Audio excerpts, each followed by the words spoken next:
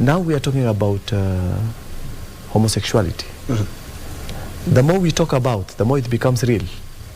And I tend to think that it is actually not a good idea for us to give them an opportunity to be discussed. We should discuss them in the corridors of justice.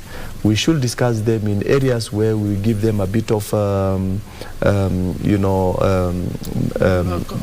mental health talks, where we should see how they can reason logically towards the right direction.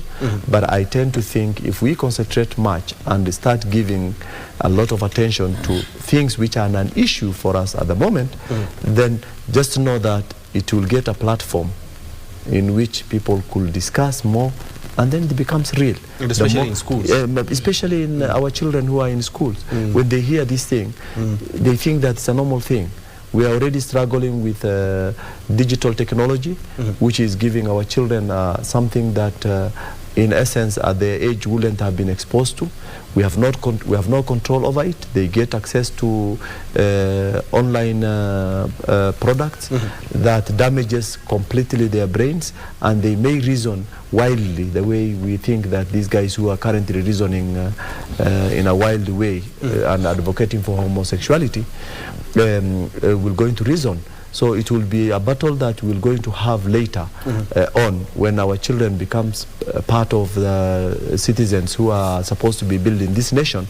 They reason very widely.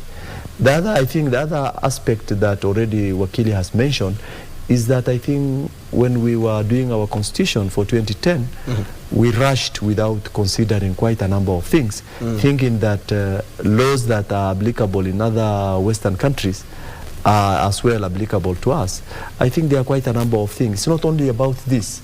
There are a number of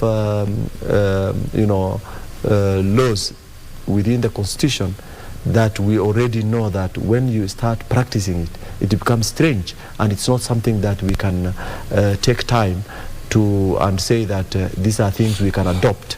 You cannot adapt something that you have not conformed to.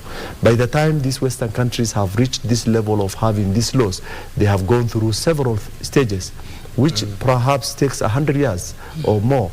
And when they realize that it is the only option to use in solving their issues, a country like ours, which is just as old as 46, 48 years old, I think we are over-ambitious. We think that everything that happens in the Western countries is something that will going to help us accelerate our civilization, and eventually we will going to have a lot of problems.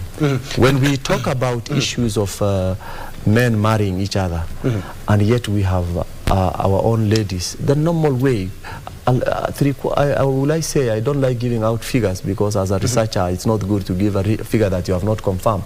But quite significant number of our female are yet to get husbands. And because of that challenge, if we have our ladies who are not yet married, our daughters are not married, our sisters are not married, why are we talking about men marrying each other? And yet the best thing we could think about is how best we can build a family and a generation. And I think my take is that I think these people need help. We need to think of how best we can channel them towards the right direction, so that they come and see the right thing and marry our beautiful daughters and sisters, than thinking about marrying each other as men. Indeed. Thank you.